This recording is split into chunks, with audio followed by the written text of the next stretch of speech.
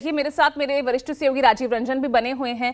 राजीव, पहले मुद्दा चुनावी बॉन्ड को लेकर यह था कि उसका डेटा सार्वजनिक आखिर क्यों एसबीआई की तरफ से याचिका दायर की गई, क्यों ज्यादा वक्त मांगा गया, मंशा पर सवाल उठ रहे थे। अब डेटा सार्वजनिक हो गया है, कौन अव्वल नंबर पर देने में रहा उनके नाम आ गए, कौन अव्वल नंबर पर लेने में रहा उनके नाम सामने आ गए। लेकिन अभी भी कुछ डेटा मिसिंग, जिसको लेकर विपक्ष सवाल खड़े कर रहा है और सवाल खड़े हो भी रहे हैं कि किसने कितना लिया ये नहीं पता चला।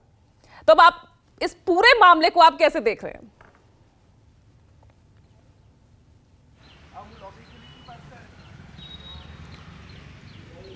देखिए पूजा, जब इस मामले में सुप्रीम कोर्ट में सुनवाई हो रही थी तो हरीश साल्वे जो एसबीआई की तरफ से आए थे, पेश हुए थे, तो वो बार बार यही दलील दे रहे थे कि चूंकि ये योजना जब शुरू की गई, ये स्कीम जो शुरू की गई, तो इसमें गोपनीयता सबसे बड़ी चीज़ थी कि आदमी की पहचान उजागर नहीं होगी जो राजनीतिक दलों को चंदा देगा। इसलिए इसकी व्यवस्था ऐसी की गई है कि ये तो पता चल सकता है कि किसने बॉन्ड खरीदा, क्योंकि वो रिकॉर्ड में है, और ये भी पता चल सकता है कि किस पार्टी ने उसको भुनाया।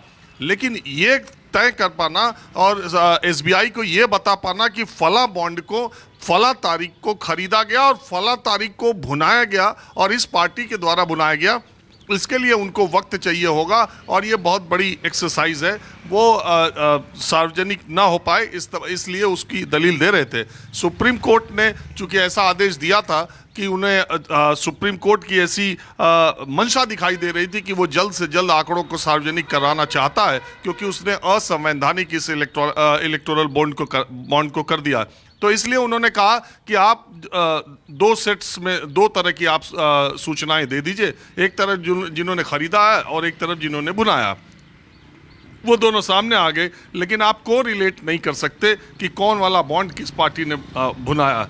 ये एक बात है। और जो बात आपने प्रभाकर से पूछी थी, ये योजना 2018 में शुरू हुई थी। 18 से 19 तक 2,500 करोड़ रुपए के बॉन्ड खरीदे गए। वो जानकारी अभी सामने नहीं आई है। प्रशांत भूषण जो इस मामले के याचिका करता है, वो कह रहे हैं कि वो सुप्रीम कोर्ट के पास उस साल की भी जानकारी लेने के लिए जाएंगे, और ये को रिलेट कैसे कर सका जाए इसके लिए भी जाएंगे। अब सवाल उठता है कि जो जानकारी अभी तक सामने आई है वो चौंकाने वाली बहुत है पूजा। उसमें कई चीज़ें हैं जिससे देख करके उस लिस्ट को अगर आप देखें तो उसमें से कुछ चीज़ें एक बिल्कुल आईने की तरह, एकदम शीशे की तरह साफ होती है। पहली बात तो ये होती है कि जैसा अंदाज़ा लगाया जा रहा था कि अडानी, अंबानी, टाटा या ये बड़े जो बिजनेस घराने हैं, इन्होंने इलेक्ट्रॉनिक जैसा लोगों को रही होगी आशाएं, अपेक्षा, तो ऐसा कुछ भी इसमें नहीं दिखाई दिया। इसमें लॉटरी खेलने वाली कंपनी फ्यूचर गेमिंग ने 1,300 करोड़ रुपए का इलेक्टोरल बॉन्ड खरीदा। दूसरी जो मेगा इंजीनियरिंग है, जो इंफ्रास्ट्रक्चर में है, जिसका एक टीवी चैनल, न्यूज़ चैनल भी है, तो वो उन्होंने 900 करोड़ रुपए के इलेक्टोरल बॉन्ड खरीदा।